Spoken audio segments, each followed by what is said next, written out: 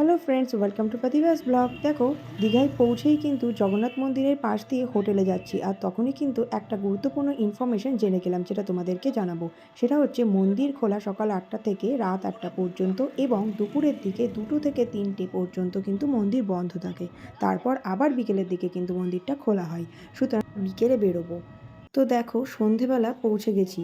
Actually বেরিয়েছি বিকেলবেলাতেই, কিন্তু পৌঁছতে পৌঁছতে সন্ধ্যা হয়ে গেছে। এখানেও তোমাদের একটা ইম্পর্টেন্ট ইনফরমেশান দেবো, সেটা জাস্ট বলছি। তার আগে দেখো, এখানে কিন্তু আমি ভিউটা তোমাদেরকে জাস্ট হালকা করে একটুখানি দেখাচ্ছি। সেটা হচ্ছে পেছনেই মন্দিরের, কিন্তু এটা ফ্রন্ট, মানে জাস্ট ঢুকলাম।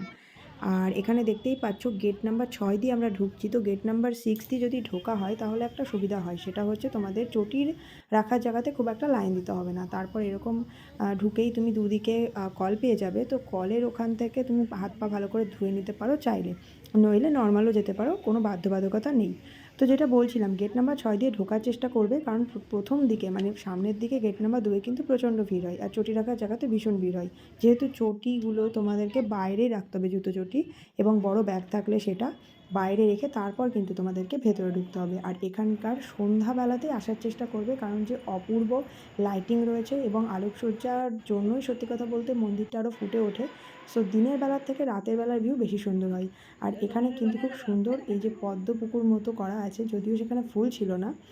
আর তোমাদের আরেকটা জিনিসও বলি, সেটা হচ্ছে সবসময় চেষ্টা করবে জগন্নাথ মন্দিরটাতে সন্ধ্যার দিকে ঢুকে মোটামুটি রাত 8টা পর্যন্ত যেহেতু খোলা থাকে, সো পুরো টাইমটাই কাটানোর, আর এখানে কিছুটা সময় স্পেন্ড করবে, তাহলেও দেখবে খুব সুন্দর লাগবে। তবে এখানকার একটা জিনিস আমার ভালো লাগেনি, সেটা হচ্ছে অযথা ফটো তুলো না, ভিডিও করো না, এই যে বাধ্যবাধকতাগুলো সিভিক পুলিশদের, এই অত্যাচারটা একটু ছিল। একদম বেশিরভাগ জায়গাতেই কিন্তু একদমই ভিডিও করতে দিচ্ছিল না, শুধু ক্যামেরা নামাও, ফটো তুলো না, এই করছিল।